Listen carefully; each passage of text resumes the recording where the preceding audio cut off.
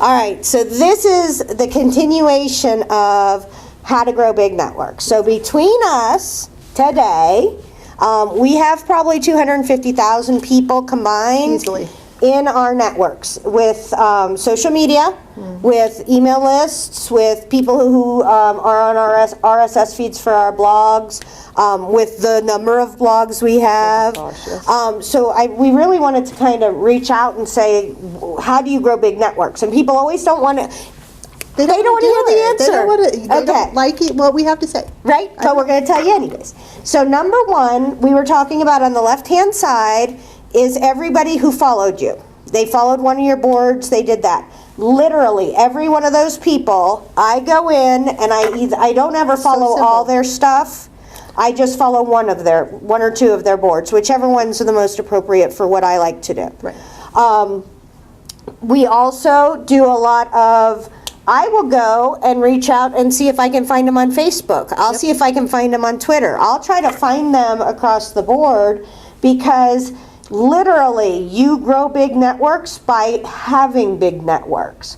So if you have 5 people, there's really only going to be 5 people interested in you. But if you go and you Twitter and you follow, and I don't think very many, if I do, all my Twitter following has been grown organically. Mine as well. Okay? I didn't ever buy Twitter followers or anything like that. You don't need to. How many do I have? 14,000? I have a lot. I have a lot. I have 15,000 people on LinkedIn, which I do have LinkedIn Open Networking lying on there. You have more Facebook because you have like a gajillion. I don't care for Facebook as much. Pinterest has been amazing. I have over 1,000 people, I think now. But that's how you do it, is you're just mindful. And I will tell you, it's just like habit. Like what I'll do is I do them out of my email rather than doing them out of that thing on the right or the left. But what I do is I'll delete all my emails, and then there'll be a whole bunch of Pinterest people, and I'm like, hit it, right click, put it up. Hit it, right click, put it up. Hit it, right click, put it up. And so they'll all be sitting there across the top. And then I'll hit them, and I'll look and see which of their Pinterest boards I find interesting, and I'll just follow one or two. I don't fall into it as much as you do. I will just, because I'm just, at that point, I'm just trying to generate big numbers. Right. And I'll just follow one or two of their boards.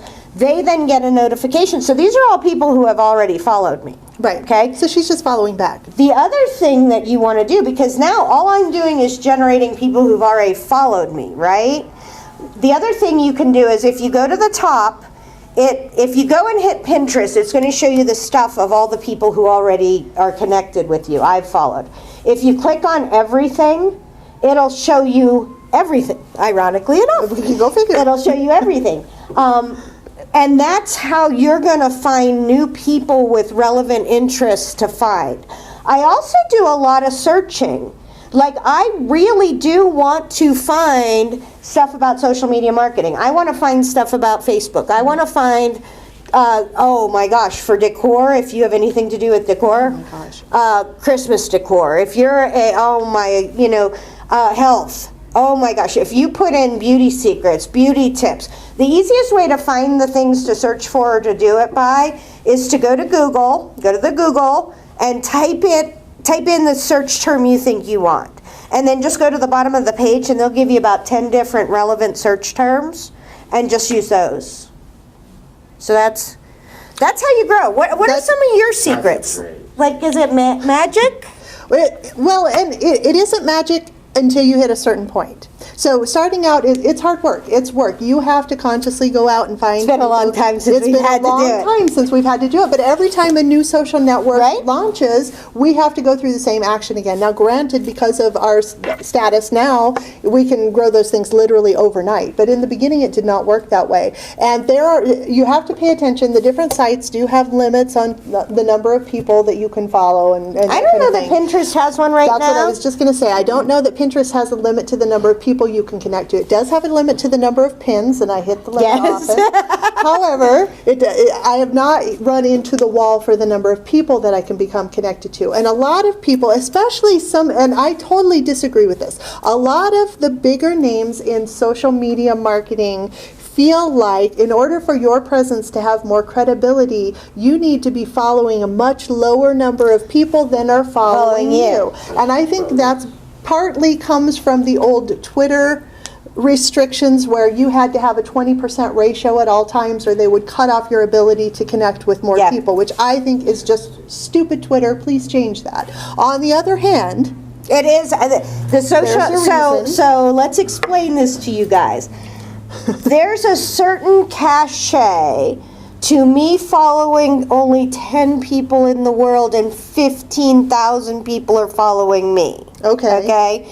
It's that I'm so cool that what I say is so important. And that's kind of what the feeling is. So you'll watch social media people. They'll go follow a whole bunch of people and then they'll unfollow them so that they look cooler. And one of the things, because we both market from a pay it forward mentality, we don't subscribe to that.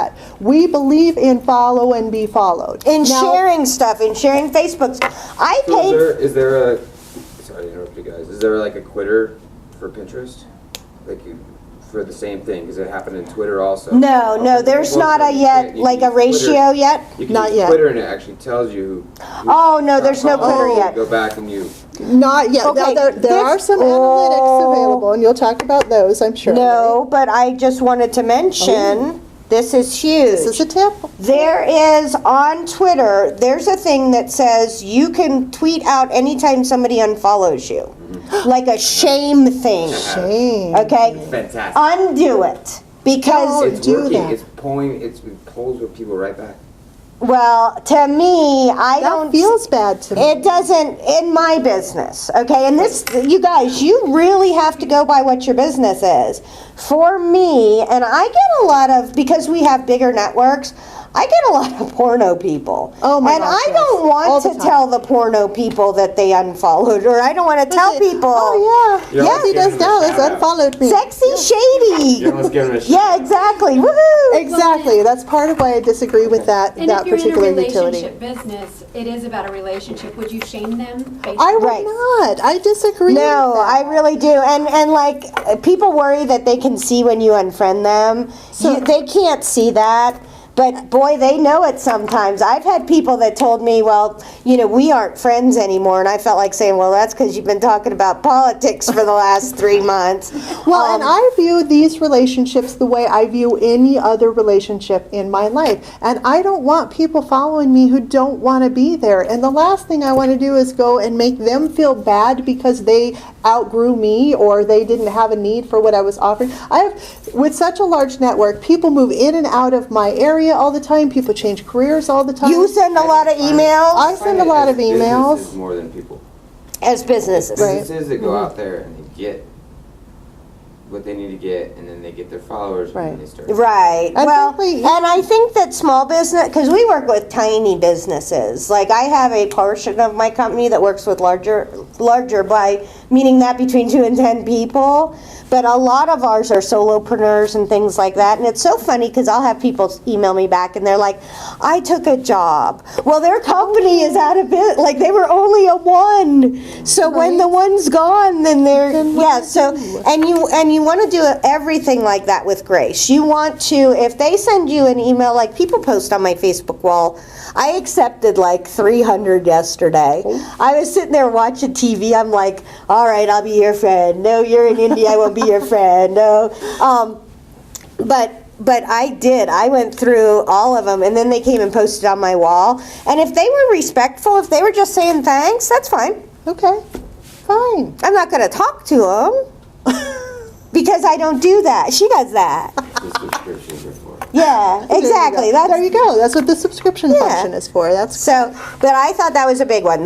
Which brings another point. This is why Pinterest is so good for someone like a Tara, because she doesn't have to. She doesn't have to talk to people. You don't have to talk to people. You just pin. You pin and you pin hug and you like, and you don't have to talk to people. So if I speak a lot about Pinterest, I go and talk a lot about Pinterest, and I would say that that's the number one thing people say they like about it. Is that they don't have to talk. They don't have to say, oh, your kid is gorgeous, or oh, I love, so sorry about your dog, or they don't have to talk about that. It's just all about, Pinterest is all about them. And they still get that same sense of connection and community. Yeah, they still feel like they like me. There's no words being exchanged, so it's perfect for things like that. It is. Now, if you like to talk, obviously, then if you like to interact with your followers and the people that are on your page and stuff, then there are other social media utilities that serve that purpose better.